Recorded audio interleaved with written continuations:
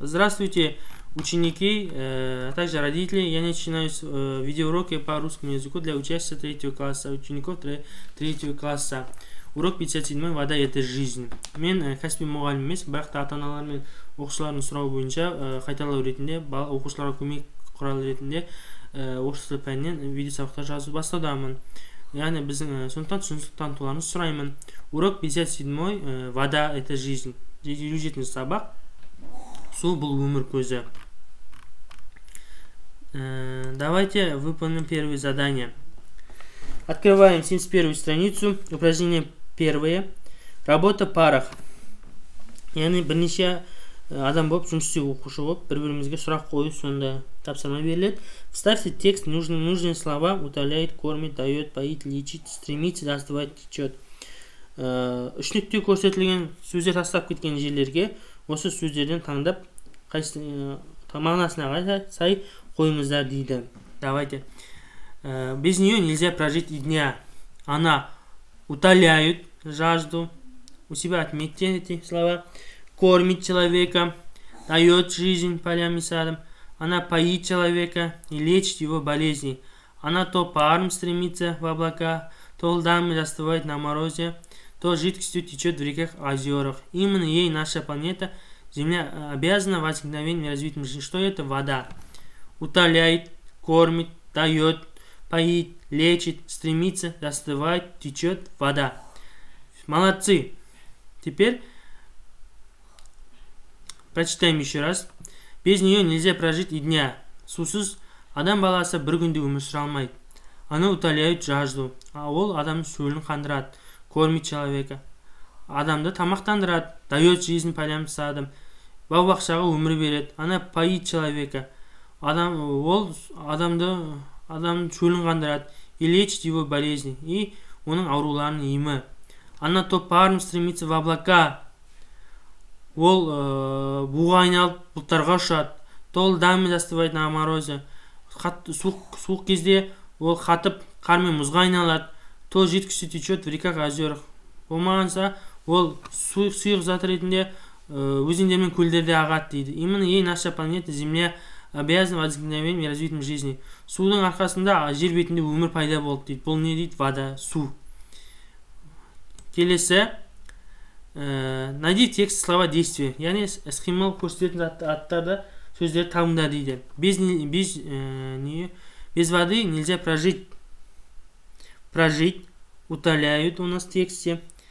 Кормит, дает, поит, лечит, стремится, застывает, течет, обязана. Все эти слова являются словами действиями. Следующее упражнение. Каким словом можно заменить местоимение? Нее, она. Конечно, все эти местоимения можно заменить словом вода. Правильно будет без воды. Нельзя прожить и дня. Вода утоляет жажду и кормит человека, дает жизнь полям и садам. Вода поит человека и лечит его болезни.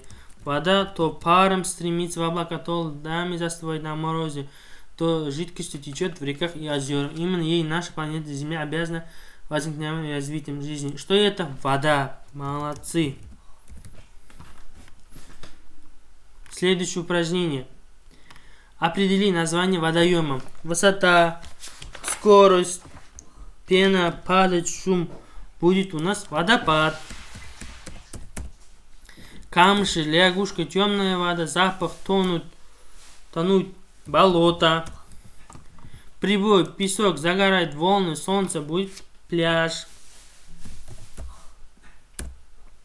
Молодцы. Следующее упражнение.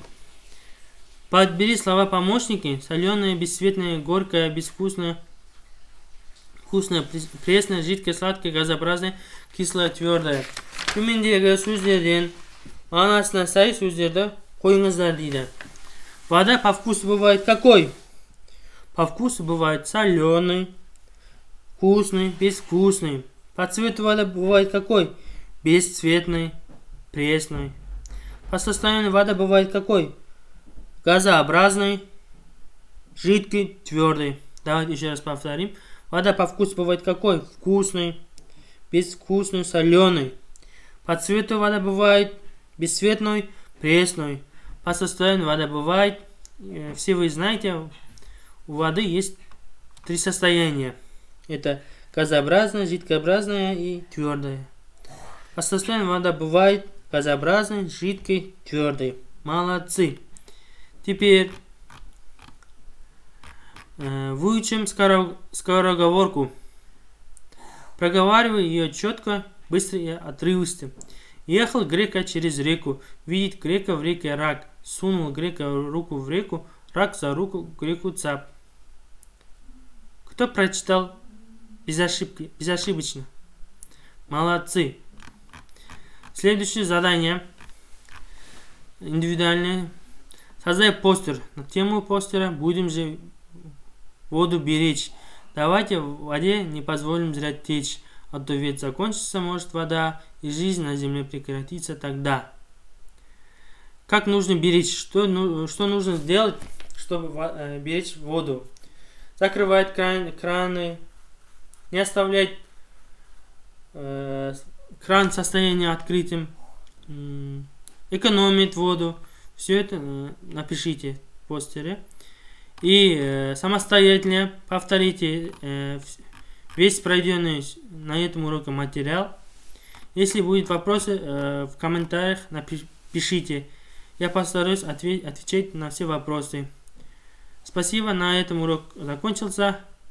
Увидимся на следующем уроке. До свидания.